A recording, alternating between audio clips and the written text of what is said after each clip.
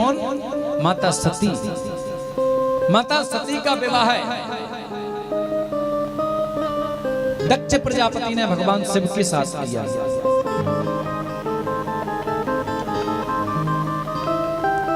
श्रूयता में ब्रह्म ऋषयो सहदेवा सहाग्नया साधु ब्रुवतो वृत्तिम न ज्ञाना न चमत्सरात्।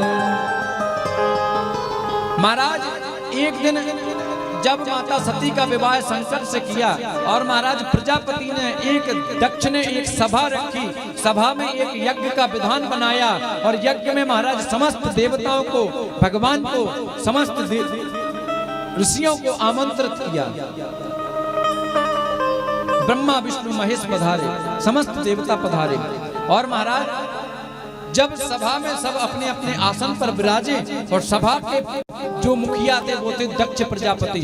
दक्ष प्रजापति जब सभा में प्रवेश किए, दक्ष प्रजापति के सम्मान में महाराज सब खड़े हो गए, परंतु त्रिदेव खड़े नहीं हुए। त्रिदेव कौन? भगवान श्री नारायण, भगवान श्री ब्रह्मा, भगवान श्री शिव जब तीनों खड़े नहीं हुए तो जिसको मैं का अभिमान होता है ना, वो ये नहीं देखता है कि मेरे सम्मान में मेरी प्रजा कितनी खड़ी है, वो ये देखता है कि मेरे सम्मान में खड़ा कौन नहीं हुआ है। और महाराज सिंहासन के पास आकर के अनर्गल शब्द बोलने लगा। सभ्य सभा में असभ्य व्यक्तियों को कौन बुला लेता है?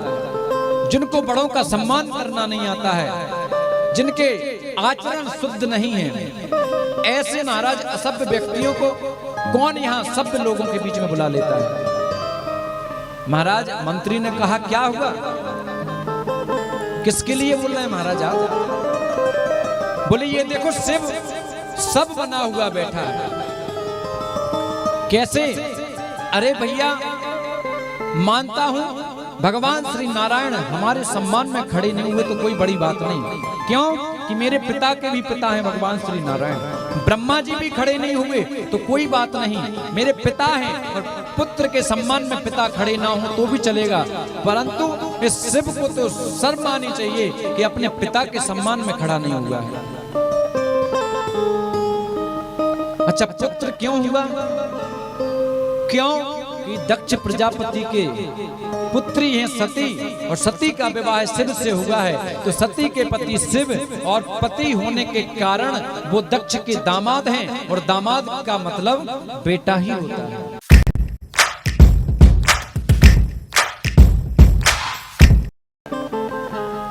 और महाराज जब शिव को असभ्य भाषा में भाषित किया तो महाराज नंदी से रहा नहीं गया और नंदी ने श्राप दिया, प्रजापति दक्ष तुम महाराज मर्यादा का उल्लंघन करते हुए हमारे भूत भावन भोलेनाथ का अपमान कर रहे हो, मैं तुम्हें श्राप देता हूं, जाओ तुम खूब मैं कर रहे हो, बकरी का लग जाए।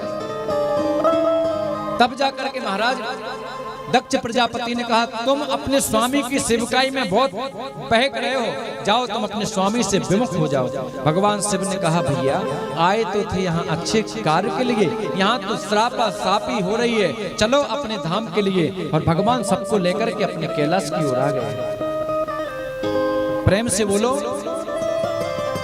भगवान शिव जब कैलाश में आए तो भगवान शिव ने माता सती को किंचित मात्र भी कुछ नहीं कहा कि आपके पिता ने अथवा मेरे ससुर ने मेरा कितना निरादर किया, कितना अपमान किया। आगे जाकर के भैया यज्ञ की स्थापना हुई। जब यज्ञ की स्थापना हुई तो यज्ञ में सर्वप्रथम भगवान श्री गणेश का आवाहन किया, भगवान श्री नारायण का आवाहन किया, ब्रह्मा जी का आवाहन किया, समस्त देवताओं का आवाहन किया, चारों वेदों का आवाहन किया, ऋचाओं का आवाहन, शाखाओं का आवाहन, परंतु भगवान शिव का कहीं स्थान नहीं दिया। समस्त देवता अनंत आकाश से उड़ते हुए महाराज कहां? हरिद्वार की पावन भूमि कनखल की ओर जा रहे हैं। और जब आकाश से विमान के साथ उड़ते हुए जा रहे हैं तो माताओं ने देखा कि माता सती कैलाश में है। माता सती को इशारा किया चलिए आप। माता सती बोली कहां? बोले आपको नहीं पता। बोले क्या? बोले आपके पिता ने यज्ञ रचा है। माता सती को पता नहीं था, परंतु फिर भी माता सती ने अपने पिता की प्रतिष्ठा को बचाते हुए, पिता के सम्मान को बचाते हुए, पिता की मर्यादा का ध्यान रखते हुए बोले, अच्छा मेरे पिताजी के यहाँ जा रहे हैं आप, हम अपने स्वामी के साथ आएंगे, आप अपने पिता के यज्ञ में सम्मिलित होइए। एक बेटी ही है जो अपने पिता का कभी अपमान नहीं कर सकती है और ना ही सहन कर सकती। महाराज माता सती ने अपने स्वामी जी के पास आकर के कहा, प्रभु माताओं को जब अपना काम बनाना होता है ना, तो सुनो कितनी प्यारी भाषा में बात करती हैं। माता सती महाराज भगवान शिव के पास गईं और भगवान शिव से बोली, स्वामी आपको पता है आपके ससुर जी के यहाँ एक दिव्य यज्ञ हो रहा है और उस यज्ञ में आपको नहीं जाना है। भगवान शिव बोले, नहीं देवी हमको नहीं जाना है। बोले चलिए ना। बोले नहीं देवी नहीं जाना है। बोले स्वामी जी चलिए। बोले नहीं देवी हमारी इच्छा नहीं है, सती हमारा भाव नहीं है, हमारा मन नहीं है। माता सती नहीं माने। माता सती बोली, आप नहीं जाएंगे तो ठीक है, परंतु मैं तो जाऊंगी। जब ऐसा कहा तो भगवान शिव की एक पावन मंगलमयी कथा आती है कि जिस समय त्रेता युग में मर्यादा पुरुषोत्तम भगवान श्री राम वन में विचरण कर रहे थे। क्या हे खग मृग हे खग मृग हे मधुकर श्रेणी, हे खग मृग हे मधुकर श्रेणी, हे खग मृग हे मधुकर श्रेणी, हे खग मृग हे मधुकर श्रेणी। तुम देखी सीता मृग ने, तुम देखी सीता मृग ने, तुम देखी हाँ, तुम देखी हाँ, तुम देखी सीता मृग ने। मर्यादा पुरुषोत्तम भगवान श्री राम जब महाराज जानकी का हरण रावण ने कर लिया तो राम जी महाराज व्याकुल होकर के खग मृग जीव जंतुओं से, कीट पतंगों से पूछ रहे हैं, तुम देखी सीता मृग ने। उस समय महाराज भूत भावन भोलेनाथ माता सती के साथ विचरण करते हुए जा रहे थे। भगवान शिव ने अपने स्वामी को प्रणाम किया तो माता सती बोली, आप किसको प्रणाम कर रहे हैं? बोले हमारे आराध्य मर्यादा पुरुषोत्तम प्रभु श्री राम। बोले ये हैं आपके राम जो एक नारी में आसक्त होकर के एक नारी के लिए विरह में रोते हुए पेड़ पौधों से, जीव जंतुओं से और कहां तक कहें जानवरों से पूछ रहे हैं, तुम देखी सीता मृग ने। ये हमारे मन में बात उतर नहीं रही है। बोले प्रभु ये आपके स्वामी हैं? बोले हाँ। बोले मैं नहीं मानती हूँ। बोले कैसे मानूंगी? आपकी जो इच्छा हो वो करके देख लीजिए। माता सती महाराज राम जी के पास आई और माता सती ने माता जानकी का रूप धारण किया और जब माता जानकी का रूप धारण किया तो मर्यादा पुरुषोत्तम भगवान श्री राम माता सती के रूप में माता जानकी को देख करके पहचान गए, ये कोई साधारण नारी नहीं है, ये तो भूत भावन भोलेनाथ की प्राण प्रिया माता सती हैं। और जानकी के रूप में माता सती को भगवान श्री राम ने प्रणाम किया और प्रणाम करते ही कहा, माँ आप यहाँ कैसे? माता सती के मुख से एक भी शब्द नहीं निकला और माता सती महाराज वहां से सीधी भगवान शिव के पास आई और बोली, स्वामी मैं समझ गई वो कोई साधारण मानव नहीं है, वो आपके पति अथवा प्राणपति अथवा आपके जगतपति श्री गुरु। भगवान शिव ने कहा, अभी तक तो नहीं मान रही थी, अब कैसे मान रही है? भगवान शिव ने दिव्य दृष्टि लगाई और दिव्य दृष्टि लगा करके देखा तो माता सती ने माता जानकी का रूप धारण किया था। जब माता सती ने माता जानकी का रूप धारण किया उसी समय भगवान शिव ने माता सती को अपने मन से त्याग दिया था। और आज माता सती भगवान की बात नहीं मान रही है तो आज भगवान अपने तन से त्याग रहे हैं। माता सती कहाँ पहुंची?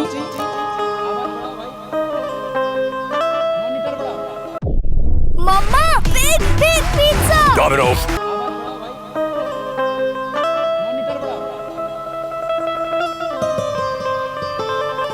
अपने पिता के यज्ञ में पहुंची और जैसे पिता के यहाँ पहुंची तो सबसे पहले कौन मिली वहां?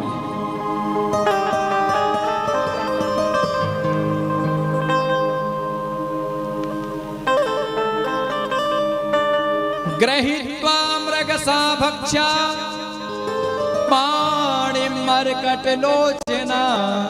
माता सती जैसे ही महाराज अपने पिता के यज्ञ में पहुंची तो सबसे पहले मिली कौन? उनकी बहनें। और माता सती का उपहास उड़ाने लगी। अरे सती, आप आ गई? आपको तो पिताजी ने बुलाया नहीं था, पर अच्छी बात है आप आ गई। परंतु माता सती ने कुछ नहीं कहा। जैसे ही माता सती के पिता ने दक्ष ने देखा तो दक्ष ने माता सती से मुख मोड़ लिया। परंतु सादर भले ही मिली एक माता, सादर भले ही मिली एक माता, सादर भले ही मिली एक माता, सादर भले ही मिली एक माता। भगनी मिली बहुत मुस्काता, भगनी मिली बहुत मुस्काता। कौन? माँ ने बड़े ही आदर के साथ सादर प्रेम से अपनी पुत्री माता सती को हृदय से लगा लिया। बोली बेटी आप अकेली आई? कहाँ हैं महाराज? बोले माँ मैं अकेली आई हूँ, स्वामी जी मेरे साथ नहीं आए हैं। और माता सती ने कहा माँ देखो हमारी बहनों ने कैसे उपहास उड़ाया, पिताजी ने हमसे बात नहीं की। माँ ऐसा क्या हुआ? माता सती का ये भाव देख करके माता प्रसूति ने माता सती को जल पान कराया, हृदय से लगाया। और माँ के हृदय से लग करके माता सती को शीतलता प्राप्त हुई। माता सती ने कहा माँ अब मैं जाकर के यज्ञ के दर्शन कर लूं। और जैसे ही यज्ञ के दर्शन करने के लिए गई तो महाराज माता सती के हृदय में महाराज इतना कष्ट उठा, इतनी महाराज पीड़ा हुई, क्या बताएं। सबका स्थान था उस यज्ञशाला में और महाराज वहां माता सती को अपने पति का स्थान दिखाई नहीं दिया। और माता सती ने अपने पति का अपमान सहन नहीं कर पाया। और महाराज एक बेटी का यही कर्तव्य होता है कि अगर माता सती के जैसी अगर बेटी ने अपने जीवन में जीवनी धारण कर ली तो महाराज माता सती के जैसा कभी उनको कष्ट प्राप्त नहीं होगा। माता सती ने देखा कि माता सती के पति का अपमान उनके पिता ने किया। महाराज माता सती ने उसी समय नियम लिया और प्रण लेकर के अपने प्राणों को त्यागने का संकल्प ले लिया। क्यों? भैया सब कुछ सहन कर लेना चाहिए, परंतु पत्नी का धर्म है कि अगर पति का कहीं अपमान होता है तो महाराज उस स्थान पर एक क्षण भी नहीं रहना चाहिए। और महाराज अरुद्ध भागम तम वेक्य चावरं पित्रा च देवे कृत हेलनम विभो अनादृता यज्ञ सदृश्यधीश्वरी चुकूप लोका निबधक्ष्यति रुषा। अपने पति का अनादर देख करके माता सती ने अपने प्राणों को त्यागने का संकल्प लिया। और माता सती क्या कह रही हैं? सती मरत हरि सन बर मांगा, सती मरत हरि सन बर मांगा, सती मरत हरि सन बर मांगा। ध्यान से सुनना, माता सती अपने प्राणों को त्याग रही हैं और भगवान हरि से क्या वरदान मांग रही है? सती मरत हरि सन बर मांगा, सती मरत हरि सन बर मांगा। जन्म जन्म शिव पद अनुरागा, जन्म जन्म शिव पद अनुरागा। जन्म जन्म लगी, जन्म जन्म लगी